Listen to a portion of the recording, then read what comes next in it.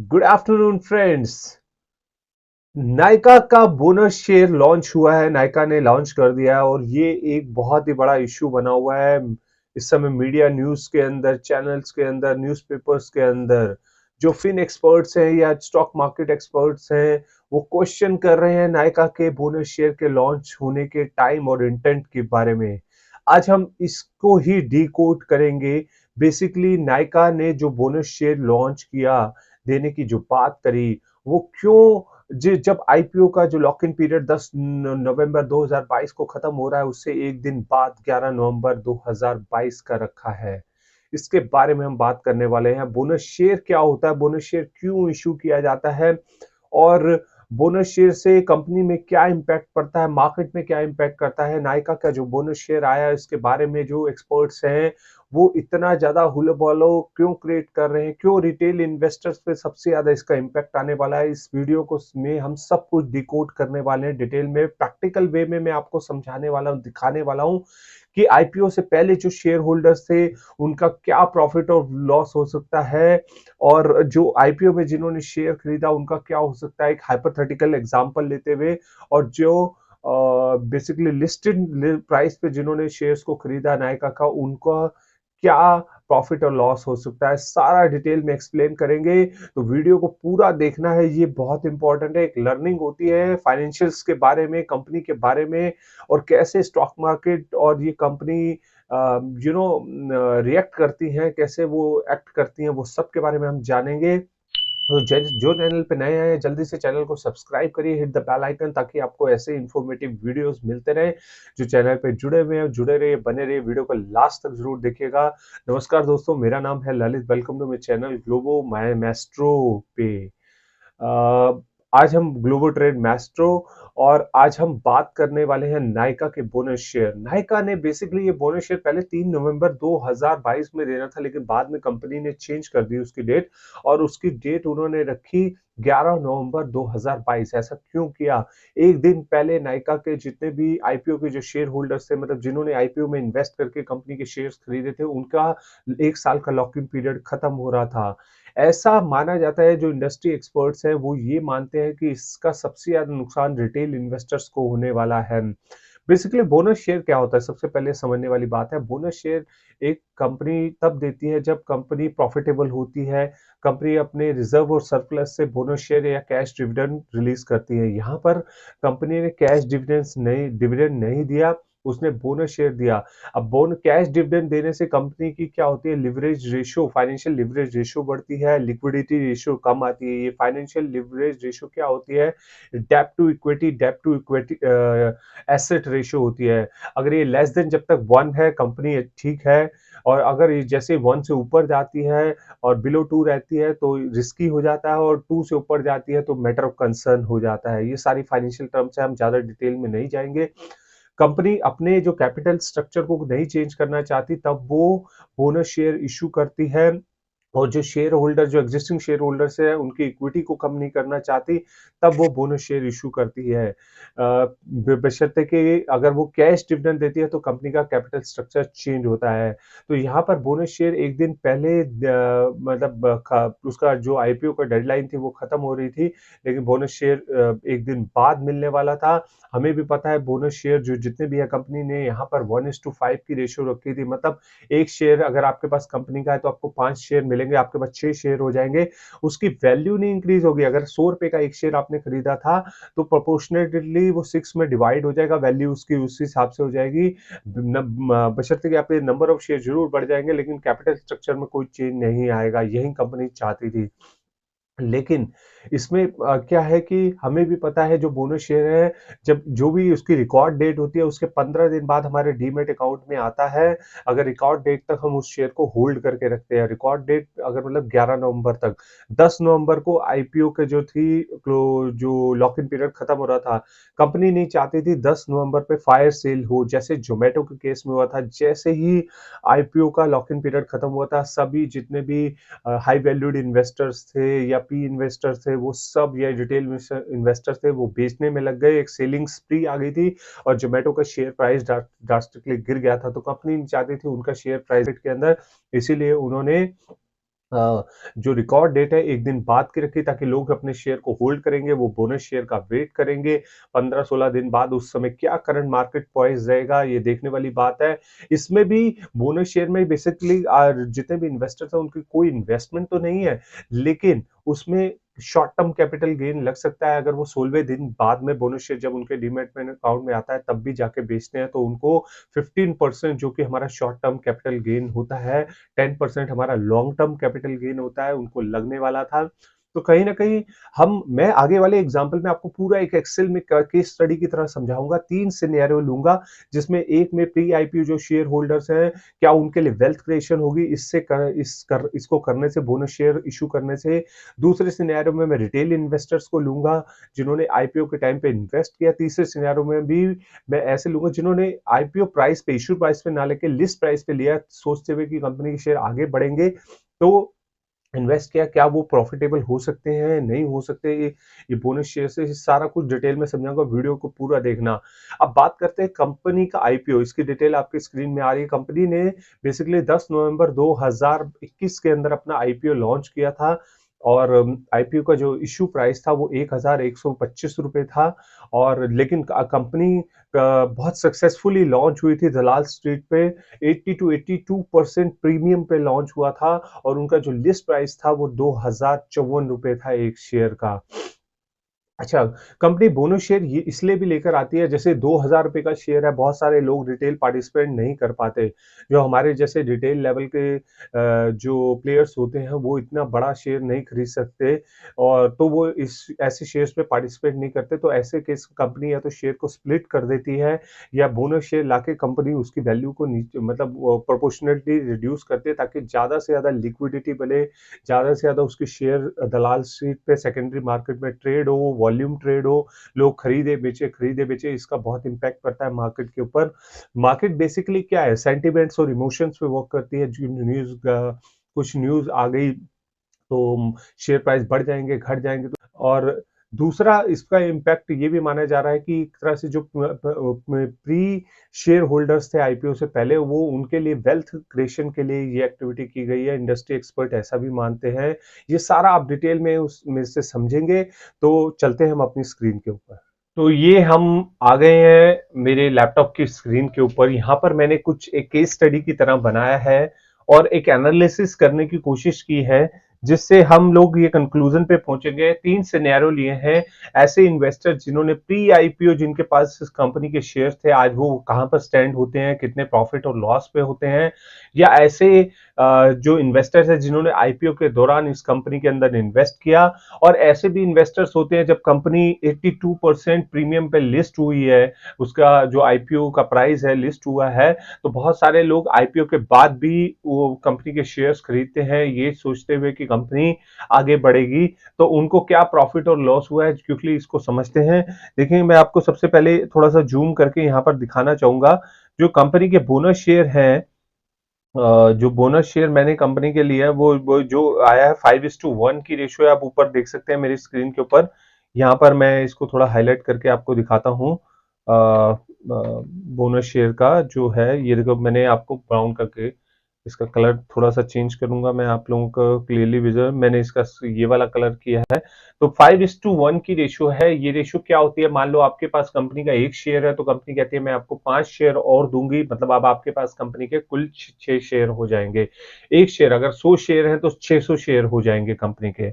अब यहाँ पर मैंने एक है, यहाँ पर एक इश्यू प्राइस, यहाँ सबसे पहले 3 सिनेरियो लिए हैं। अगर आप मेरे लेफ्ट साइड पे देखेंगे, मैं यहाँ पर हाईलाइट कर रहा हूँ उसको। यूजर वन, मतलब यूजर वन में माना है मैंने इन्वेस्टर वन, जिसने प्री आईपीओ से पहले कंपनी के पास उसके शेयर थे। वो शेयर मैंने ज्यूम करते हुए यहाँ पे 100 शेयर माने हैं। दूसरा यूजर ऐसा है जिसने आईपीओ के दौरान इन्वेस्ट किया कंपनी के अंदर, और तीसरा जिसने लिस्ट होने के बाद इन्वेस्ट किया। तो 3 यूजर्स को हम एनालाइज करेंगे यहाँ पर। अब ये है इशू प्राइस। हमें भी पता है जब आईपीओ की जो इशू प्राइस था वो A1125 था। तो जिन्होंने आईपीओ में भी इन्वेस्ट किया होगा, जो लॉट खरीदे होंगे, वो इसी प्राइस पे खरीदे होंगे कंपनी के। और जो जिन्होंने आईपीओ के बाद जब कंपनी 82% प्रीमियम पे लिस्ट हुई थी, तब उसका प्राइस था 2054, जो लिस्ट प्राइस था। उन्होंने यहाँ पर भी लिस्ट खरीदे होंगे। तो दो सिनेरियो ये हो गए। ये आप सोच रहे होंगे 6.90 का है। मैंने जैसे पहले बताया था कि बहुत सारे कंपनी के ऐसे शेयर होल्डर्स हैं जिनके पास तब के कंपनी के शेयर हैं जब कंपनी के पास पर शेयर वैल्यू 6 रुपए 30 पैसे, 6 रुपए 90 पैसे, 7 रुपए 30 पैसे थे। तो मैंने एक 6 रुपए 90 पैसे पकड़ लिया है। मैंने जैसे बताया था 82% प्रीमियम पे लिस्ट हुआ था। यहाँ पे 100 शेयर्स का मैंने एक सिनेरियो लिया है। 1000 भी हो सकते हैं, 100,000 भी हो सकते हैं। जस्ट मैंने यहाँ पे 100 शेयर्स को एज्यूम किया है। अब आ जाते हैं हम यहाँ पर टोटल इन्वेस्टमेंट कितनी हुई थी। जैसे जो इन्वेस्टर वन था, जब उसके पास पहले आईपीओ से पहले ही शेयर थे 6 रुपए 90 पैसे के, 100 रुपए के 100 शेयर उसके पास थे, तो उसकी वैल्यू थी, उसकी इन्वेस्टमेंट थी 690 रुपए।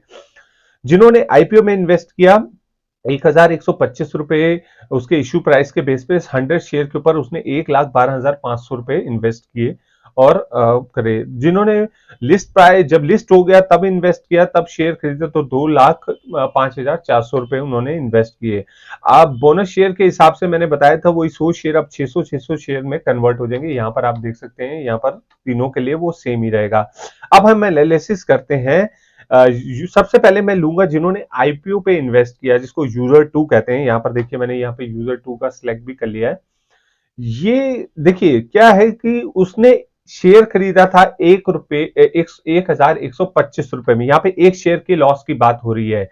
ये मैं आपको थोड़ा सा हाईलाइट करके बता रहा हूं। यहाँ पर एक शेयर के लॉस की बात हो रही है। बोनस की हम बाद में बात करेंगे। अगर हम एक शेयर की बात करें तो जब इश्यू प्राइस पे उसने खरीदा था, एक यहाँ पर इश्यू प्राइस है, जब उसने 1,125 रुपए में खरीदा था और आज की डेट में उसका प्राइस जो है, ये मैं थोड़ा सा इसको जूम इन करूंगा। आज की डेट में जो अगर आप देखेंगे, इसका प्राइस जो है 192 रुपए 40 पैसे रह गया है। इसका मैं यहाँ पे हाईलाइट करके आपको दिखाता हूँ। 192 रुपए 40 पैसे रह गया। मतलब जो हमारा ये प्राइस था इश्यू प्राइस पे उसने खरीदा, आज के डेट में उसका जो एक शेयर का प्राइस 192 रुपए 40 पैसे रह गया।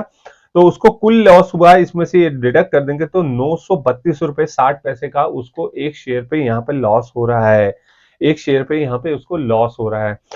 ये तो हो गया एक शेयर की बात, जो मेन शेयर था। अब बात करते हैं जो कंपनी जो बोनस शेयर दे रही है, 5 शेयर, मतलब एक शेयर के ऊपर 5 शेयर। तो हमें पता है उसका जो इस समय जो करंट मार्केट प्राइस है सीएमपी, वो 192 रुपए 40 पैसे है। तो 5 शेयर से मल्टीप्लाई करेंगे तो उसको बोनस शेयर का जो प्रॉफिट हुआ, वो प्रॉफिट हुआ आपका 962 रुपए का प्रॉफिट हो रहा है। मतलब उसको 5 शेयर का, ये उसका जीरो इन्वेस्टमेंट प्रॉफिट है। उसमें इसमें इसमें कोई इन्वेस्टमेंट नहीं करी है। कंपनी 5 शेयर दे रही है, उसको ये प्रॉफिट हो रहा है। लेकिन उस पर जो शॉर्ट टर्म कैपिटल गेन लगेगा 15% का लगेगा, अगर वो उसको विद इन 1 ईयर सेल करने की कोशिश करता है। इस पे नहीं लगेगा एक मेन शेयर पे, क्योंकि ये ऑलरेडी 1 ईयर हो चुका है। लेकिन जो 5 बोनस शेयर है, जब उसको सेल करने के लिए जाएगा, तो बोनस शेयर को सेल करेगा तो उसको 15% मतलब 144.30 का इस पे टैक्स लग जाएगा। तो उसके पास जो नेट प्रॉफिट निकल के आएगा वो 817 रुपए 70 पैसे का। आप देखिए यहाँ पर उसको 817 रुपए 70 पैसे का प्रॉफिट तो हो रहा है, लेकिन उसको एक शेयर पे लॉस भी है 932 रुपए 60 पैसे का। तो अगर हम लॉस को माइनस कर देंगे इस प्रॉफिट पे, तब भी वो लॉस पे 114 रुपए 90 पैसे। मतलब उसको तब भी एक शेयर पे 114 रुपए 90 पैसे का लॉस हो रहा है अगर वो बेचता है। ऐसे 100 शेयर पे उसको 11,490 रुपए का लॉस होगा। तो कहने का मतलब ये है कि बोनस शेयर लेने के बाद भी वो अगर हम देखते हैं, अगर करंट मार्केट प्राइस पे, इस मार्केट प्राइस पे वो बेचता है जो 192 रुपए 40 पैसे है, अगर इससे बढ़ जाता है तो हो सकता है उसका ये लॉस कवर हो जाए काफी, अगर ये डबल हो जाता है। लेकिन अगर इससे भी नीचे गिर जाता है तो उसका और लॉस होगा। तो रिटेल इन्वेस्टर्स हैं, उनके लिए ये बोनस शेयर लाना कोई फायदेमंद चीज नहीं लगती, और यहाँ पर उसका लॉस ही लॉस है। तो ये था मेरा सिनेरियो वन। मैं इसको क्विकली यहाँ से इसको हाईलाइट हटा देता हूँ। तो हमने बात करी इस समय रिटेल इन्वेस्टर्स की। अब हम दूसरे सिनेरियो पे जाते हैं, उसकी बात करते हैं यूजर वन की। यूजर वन जिसके पास प्री आईपीओ शेयर थे, ये देखिए मैंने आपको बताया ना, जिनके पास प्री आईपीओ शेयर थे, अब हम उसकी बात कर रहे हैं। उन्होंने 6 रुपए 90 पैसे में ये शेयर खरीदा था। तो एक शेयर का हम सबसे पहले एनालाइज करेंगे। शेयर पे 90 पैसे में खरीदा था, आज उसका वैल्यू है 192 रुपए 40 पैसे, उसमें से माइनस कर देंगे जो उसकी इन्वेस्टमेंट थी, तो उसको नेट प्रॉफिट एक शेयर पे आज की डेट में उसको प्रॉफिट हो रहा है 185 रुपए 50 पैसे। इस सीएमपी पे भी उसको प्रॉफिट हो रहा है 192 रुपए 40 पैसे पे।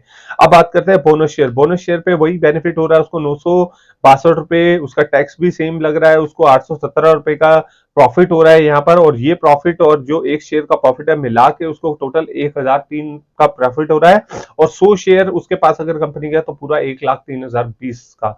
तो सबसे ज्यादा बेनिफिट इस जो टैक्टिक्स से मिलने वाला है उनको मिलने वाला है जिनको प्री आईपीओ, जिनके पास शेयर है, प्रमोटर्स के पास जो हाई वैल्यू जो इंडिविजुअल्स हैं जिन्होंने कंपनी के पहले से आईपीओ से पहले उनके पास शेयर हैं, लो वैल्यू शेयर्स हैं, उनको मेजर वेल्थ क्रिएशन का बेनिफिट मिलने वाला है। अगर वो इस प्राइस पे 192 रुपए 40 पैसे पे एग्जिट कर जाते हैं और शॉर्ट टर्म कैपिटल गेन भी दे देते हैं, तब भी वो फायदे में ही है बहुत ज्यादा।